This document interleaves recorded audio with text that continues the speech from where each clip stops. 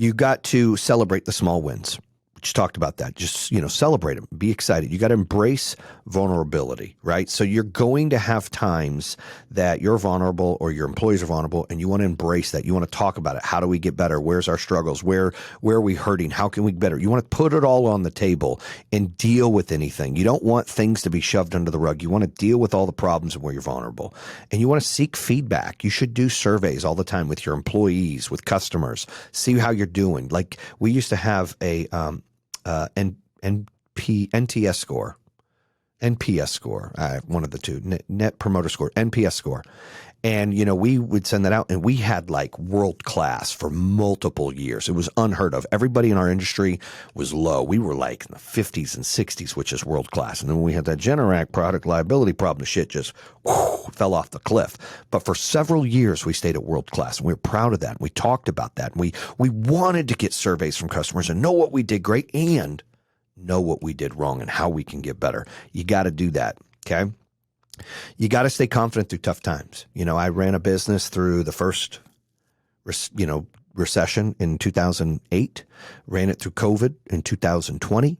And, there's just, you're going to go through these things. You've got to be able to stay confident, right, during those times because your employees are looking at you. If they're scared and they see you're scared, you're done. So you can't show fear.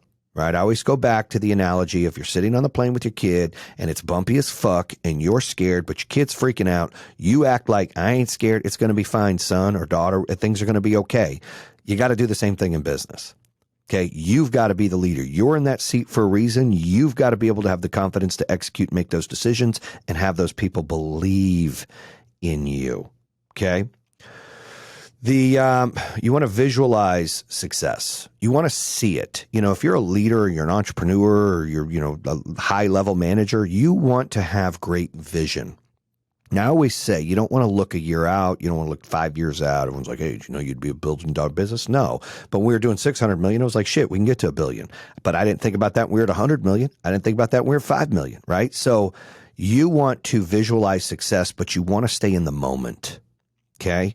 So do a 30, 60, 90, 180 day goal and vision and be realistic, right?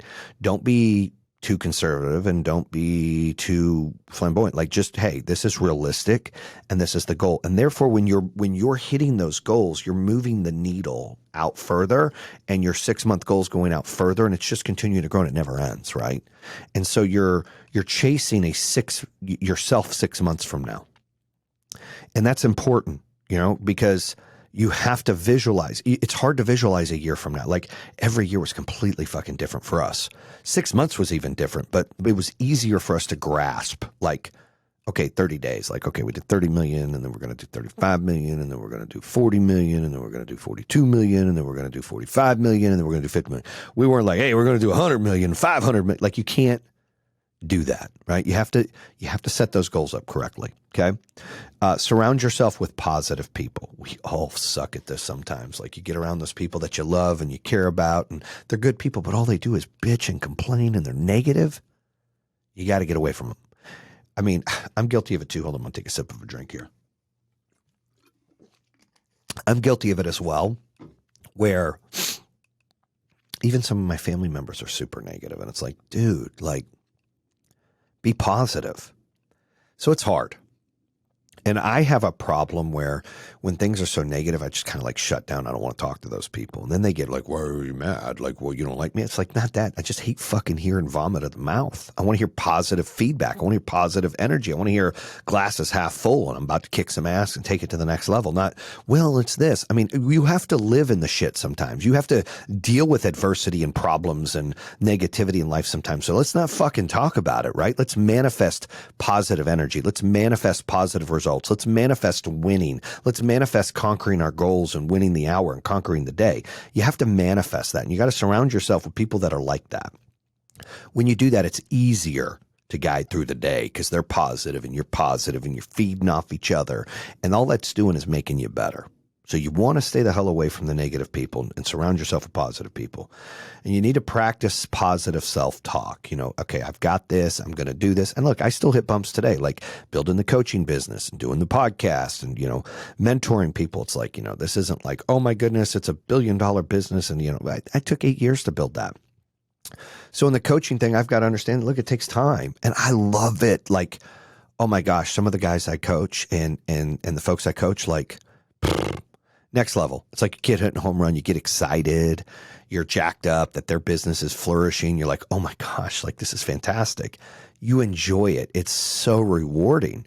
And so for me, like I have to positive self-talk. Sometimes I'm like, oh, I only have X amount of clients, or I have to do this. And what am I, how am I going to get to the next level again? It's like, dude, like relax, Jason, relax. Like, look, like you gain extra client here, get in the group here. Like just take your time and enjoy it and, trust the process and stay positive and enjoy the moments. And there's a plan and there's a reason. And so I have to do that a lot, right? I don't meditate. I should. I'm going to, anybody's great at meditation, hit me up. I got to learn. But I'll listen to positive music or some fun rap music that gets me jacked up. And that always helps me, right? If I'm kind of down and, when I get down, I'm human, right? I'm not on medication no more. So, I get down sometimes, but I want to be positive more. And I want to be able to, I tell myself many times over and over, like things are good. Like, look, you're blessed. You got this opportunity. You're here. I got to stay positive. I have to talk, be positive talking to myself. You're doing so good. You're doing this. Stay positive. Look at how you help this person. Look, you signed this person up. Hey, look, you're building this business on the side. Hey, your podcast got top 10 again. Bam, bam, bam. Like positive talk, celebrating small wins, right? You got to overcome the fear of failure. I think the number one reason why companies don't grow and they fail is the fear of failure. And they're manifesting failure, like, because they're so scared of it. And you've got to recognize the role of fear in business is it's okay to have concern. It's not okay to have fear. It's okay to build around and be protective, but it's not okay to have fear, right? So when you have fear in business, I feel like that's just an open wound waiting to just burst. Like because you're just scared of it.